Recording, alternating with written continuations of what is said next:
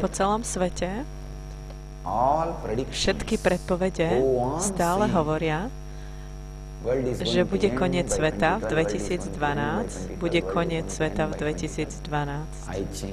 I Ching, čínska kniha, ktorá hovorí o knihe zmien, majský kalendár, ktorý vypočítal 26 000 rokov, a webbot, ktorý študoval kolektívne vedomie a predpovedal aj teroristický útok 911 a hurikán Katrina a ostatné veľké kalamity vo svete, tak aj webbot predpovedá, že v 2012 bude koniec sveta. A na celom svete všetko smeruje k tomu, že v 2012 bude koniec sveta. Každý sa dookola pýta, čo sa stane s Momiji. Ja nepredpovedám. Prosím vás, pochopte, že ja nerobím len predpoveď. Ja vám priamo hovorím, čo sa presne stane.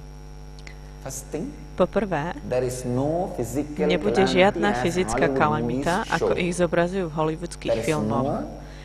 Nie je žiadne nebezpečenstvo a rôzne kalamity, ako to ukazujú hollywoodské filmy, obrovské tsunami a obrovské lode pristávajú na Bielom dome. LAX airport breaking. No, don't worry. Nebojte sa, nestanú sa žiadne fyzické kalamity. Ale svet skončí iným spôsobom. Ľudia, ktorí žijú v nižšom stupni vedomia, skončia. Nové vedomie začne existovať, zrodí sa.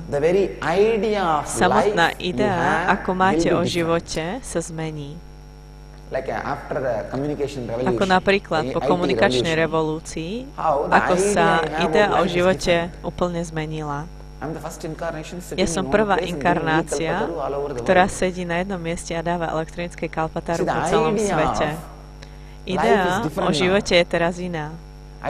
Ja nemusím používať žiadne výnimočné sily na to, aby som sa zjavil a splnil ľuďom želania. Len obyčajná videokonferencia úplne stačí.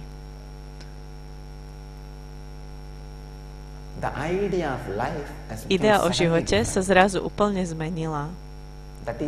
To je presne to, čo sa stane aj v 2012.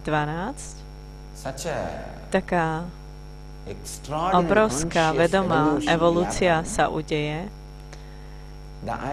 Idea o živote sa zmení. Neskôr porozprávam v detailnej forme, ako sa tá evolúcia udeje, ako ju môžeme využiť na osvietenie.